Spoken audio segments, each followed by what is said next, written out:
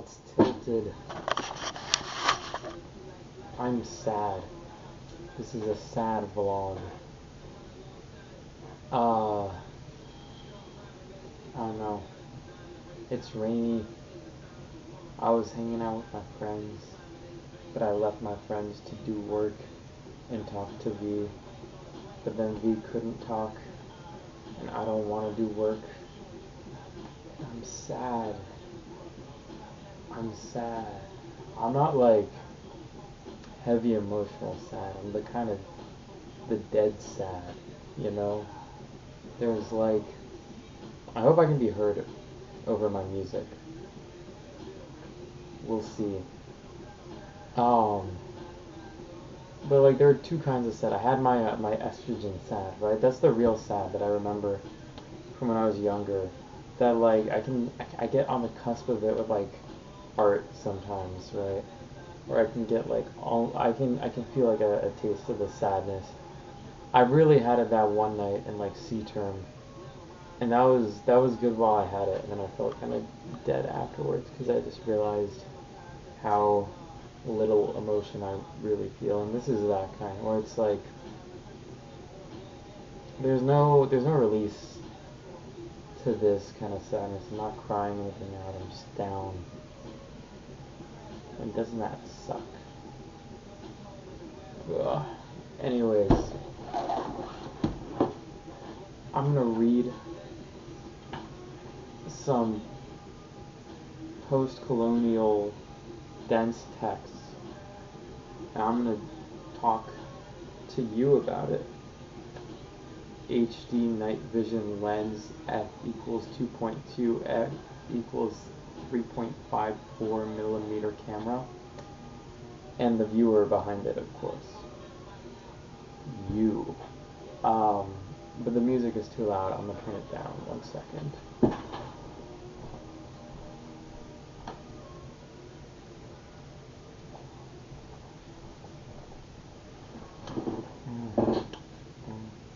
It's a good album, Samurai, Lupe Fiasco. I was gonna say this is a top 3 album, probably like definitely top 4. I don't know what would be on my top 4. I did think about this recently. I think my top 4 albums are To Pimp a Butterfly. Like in terms of like great albums, you know, one where it's like I don't know if there's any skips. To Pimp a Butterfly, Samurai, Chromacopia, and Old School Rules. I think I'm schizophrenic. Probably not. A little bit of hallucination. A little bit. Every time I listen, like, it goes away. But I swear I'm hearing voices. I'm a sane person. I'm not making a good case for myself here. Okay. Let's recap where we're at. So I'm at the foreword. The 27-page foreword. And they're big pages, look at that. And look, and I'm annotating these. Yeah. So, oh my gosh, I'm so tired. Okay, so we got something about like Europe has been incapable of achieving. What are they incapable of achieving? Ontology.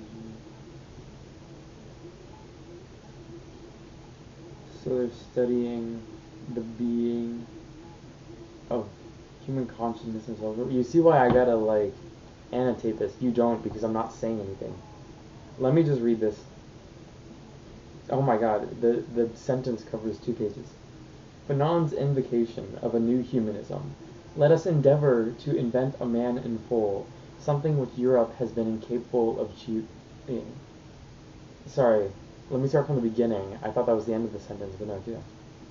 Fanon's invocation of a new humanism, let us endeavor to invent a man in full, something which Europe has been incapable of achieving, is certainly grounded in a universalist ontology that informs both its attitude to human consciousness and social reality.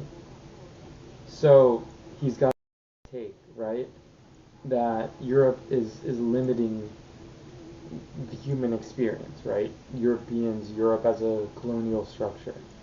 They're limiting people. And Homi Bhabha is commenting on Fanon, saying that this study of things is telling you a lot about what Fanon thinks about human consciousness and social reality. What I'm inferring about Fanon is that he believes all humans can have great experiences, better experiences than the ones they have now. But it is colonialism that limits these experiences to be ones, I guess, of struggle against a greater power, right? Though I don't know, I feel like that's okay. I'm sure it's like easy for me to say as someone who's like on the outside and has not been oppressed by colonial powers for the most part, to be like, oh, I think that's that definitely is a full human experience, to fight against a great power for your whole life. But like, this guy fought until he died against the great power, right? So I'm sure he had things he would rather be doing, right? But he felt obligated to do these. So I see what he's saying. Man, I'm like fighting these yawns down. This is not. I want to say it's boring to read, but it's tiring. Like it makes you yawn. Okay. Next sentence. Oh my gosh, these sentences are crazy. That was one sentence. Okay.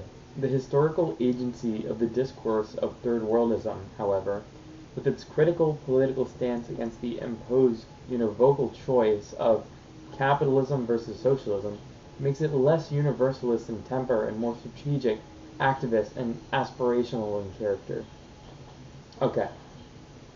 So, I guess we're saying that, like, everyone in the world who has lived under capitalism or socialism, which is like pretty much everyone, right?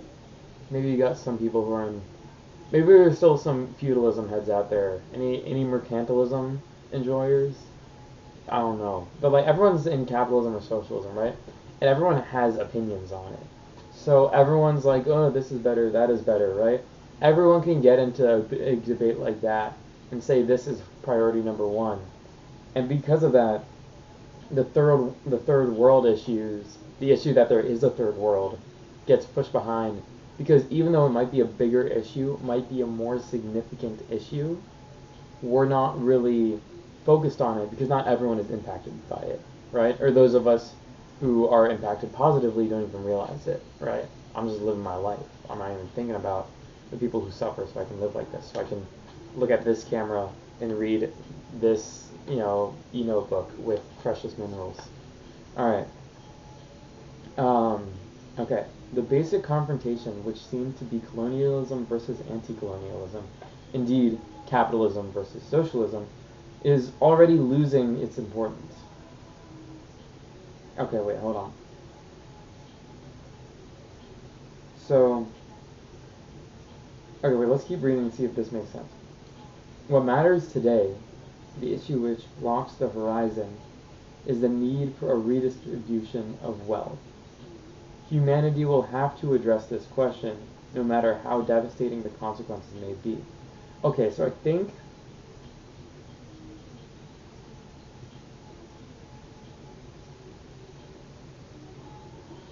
okay.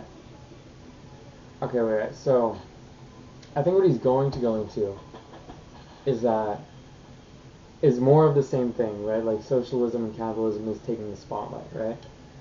However, I think he's like what Bhabha is saying right now is like colonialism and anti-colonialism. It's losing its bigger picture, right? Same thing with capitalism versus socialism.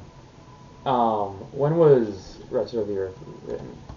Wretched of the Earth was 1961. When did Bhabha write his foreword for Wretched? Was it 2012? 2004. Ooh, okay, off by a bit. Okay, wait, so this makes sense. So in 2004, he's like, the Cold War ended, right? People think we're over this, but we're not, right? Socialism versus capitalism is still going to be a big issue. And I guess he's right, because he's saying capitalism is not going to stabilize, I guess is what he's saying. And he's right. We're definitely not getting more stable, so good call, Baba. But, I feel like I'm saying grandma every time I say Baba, because Baba's good, Baba's. Anyways, um, what a banger. Palaces, Lubeck Fiasco. Gotta listen to it. Humanity will have to address this question, right? You say it's gonna become an issue, right? I wrote down in my little annotation here. This is all still a recap. I'm just reading the last page or so. I'm on page 16 of 324. I haven't even gotten through the foreword, and this is such a dense book. But I think the vlogging actually helps. This feels good. Anyways, am I now the Fanonian breakdown vlogger? Skating might have to wait. I like politics. Anyways, okay. So yeah, in my annotation here, I wrote about Iran. Right, there were communist groups starting to rise in Iran during all these protests. Right, and I wrote, people can live without rights, but they can't live without resources, which is true.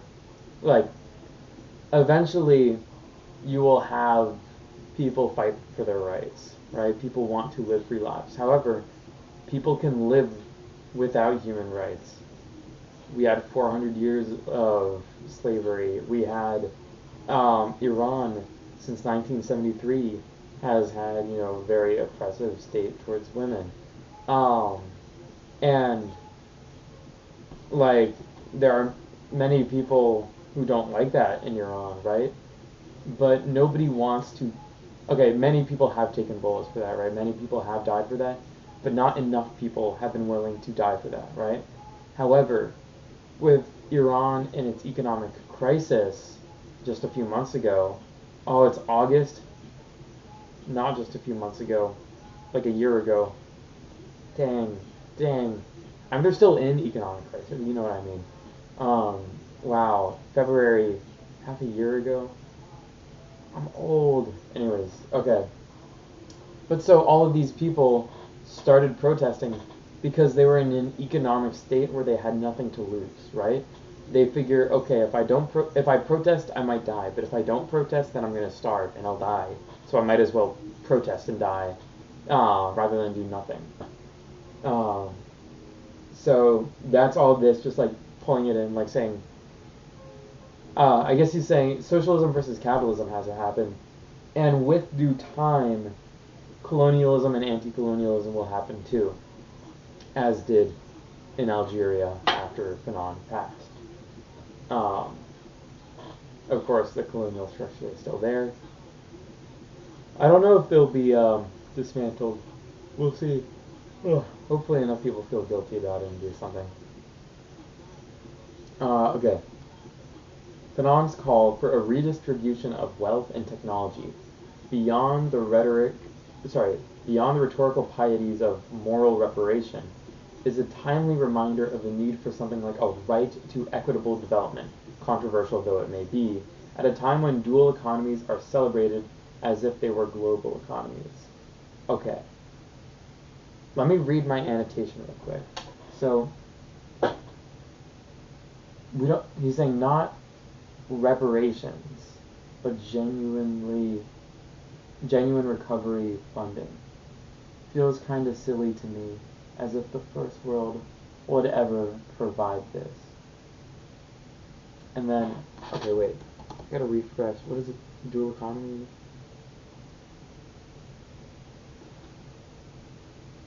Example of dual economy.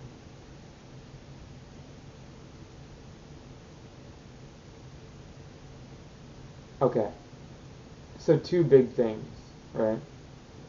You have, okay, take like 19th century America. Oh, my thing, I'll have to flip the record. But, alright, we had the agriculture side and the industrial side, right? The South and the North. Dual economy. Okay, makes sense. Labor intensive and capital intensive. Makes sense. So he's saying, we need to. People are celebrating these like their global economies. I don't see what a dual economy even has to do with a global economy, like in this context. But okay. So we say, yeah, so Fanon basically is going to say in this book, when I finally get to it, we need to redistribute wealth, um, and it shouldn't just be like moral reparations, right? We say, oh, give money to these communities who we've heard, and we should. Um, but he's saying no, it's not enough to just give a vote. We need to make the institutions to provide funding to these countries so they can rebuild themselves. And I guess my comment here is like, yeah, all right, bro, good luck with that. Because like, I think you're right. I think I would agree that we have a debt to these countries that we should pay, and not just pay, but like assist them so that all people can live um, with the financial security that could be achieved as it has been in these first world countries. We could extend that to third world countries. But I'm saying I don't think anyone's going to like, because I think there's no way you would ever get a democratic vote where people all agree like, okay, yeah, let's make our lives worse so that people we don't know will have better lives. I don't think you can do that on such a grand scale. You know, we applaud individuals who sacrifice stuff they have for people they don't know, right? We're like, wow, I can't imagine doing that. So getting an entire country, or at least the majority of a country like the United States to support something like that, yeah, I think I'm right to call it and be like, yeah, it's not happening, little bro. But anyways, next sentence. And coming to us from the distances of mid-century decolonization, Fanon's demand for a fair distribution of rights and resources makes the timely intervention in a decade-long debate on social equity that is focused perhaps too exclusively on the culture wars, the politics of identity, and the politics of recognition. I said those words, but I did not comprehend it. Let's try that one more time, and I'll do it clause by clause. Fanon's demand for a fair distribution of rights, just civil rights, okay, and resources, I think we just talked about, give money and like the support these countries need to rebuild themselves. It's a timely intervention in a decade-long debate. So I guess, is in what, the 60s or like post World War II, on social equity that's focused too much on culture wars, identity, and recognition. So yeah, we're caring about um, the these feminists want this, or this religion wants to do this. And he's saying it does not.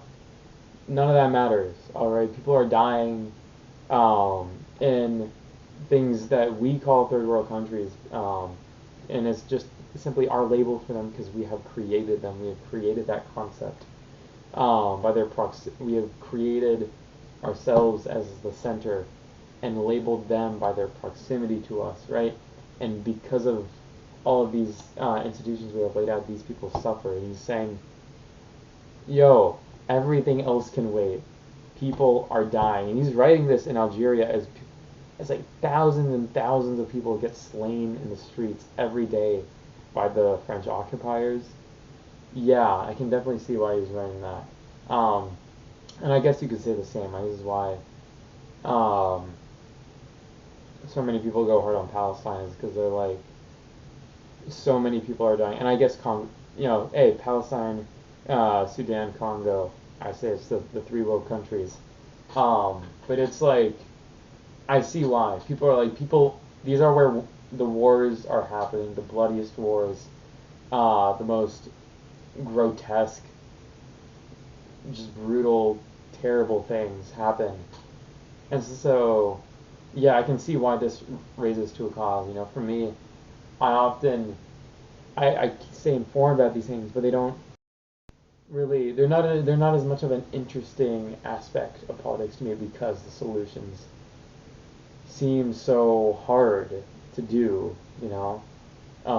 I like to focus on manageable things like transportation. That seems so doable as convincing people of all of this. I'd say you got maybe probably less than 5%, less than like 3% of America would read through this. And okay, less than 1% of America would read through this if you really asked them to. Less than 3% if they did read it would be like, yeah, I agree with that. Um, okay, so that was one page. How long have we been filming for? Oh, the screen is off. I'm gonna assume it's been a while.